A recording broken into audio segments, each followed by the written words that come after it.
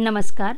गुंजन recipe मराठीमध्ये तुमचे खूप खूप स्वागत आहे. नवरात्र चालू आहे, त्यासाठी आपण उपवासाच्या रेसिपी पाहत आहोत. त्यामध्ये मी आता 2.5 वाटी साबुदाणा घेतलेला आहे.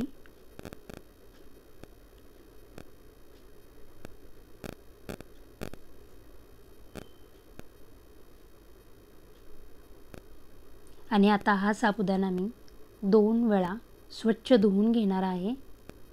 आणि ज्या वाटीने आपण साबुदाणा घेतलेला आहे त्याच वाटीने मी साबुदाणा भिजत घालण्यासाठी पाणी घेणार आहे. तुम्ही पाहू शकता, छान असा हलक्या हाताने आपण साबुदाणा धुवून घेऊया. आणि त्याच्यामध्ये आता मी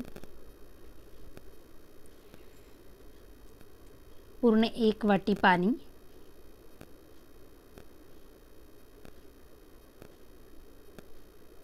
आणि वर मिळून 1.25 वाटीच पाणी आपलं इथे साबुदाणा भिजवण्यासाठी गेलेलं आहे. बाकीचं पाणी अर्धी वाटी तसंच राहिलेलं आहे. आणि आता हा साबुदाणा मी रात्रभर भिजवून घेणार आहे. तुम्हाला जर सकाळी भिजवायचा असेल तर 5 तास हा साबुदाणा भिजवून घेऊ शकता.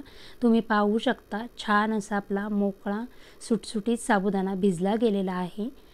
आता आपण त्याच्यामध्ये 1.25 वाटी शेंगदाण्याचा कूट टाकून घेऊया.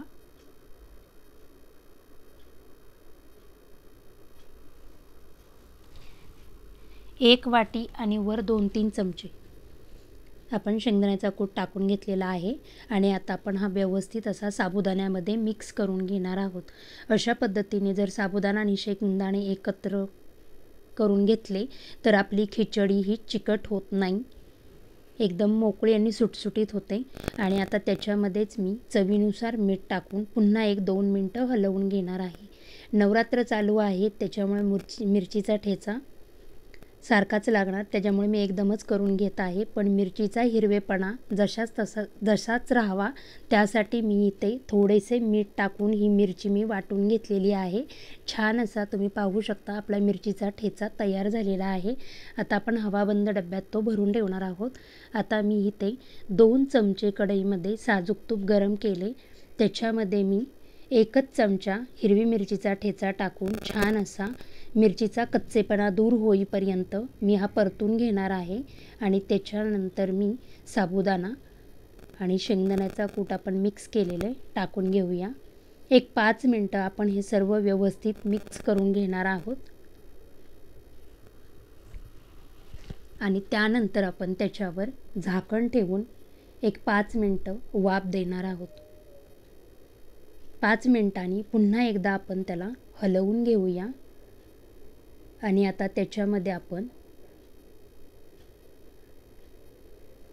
1 उकडलेला बटाटा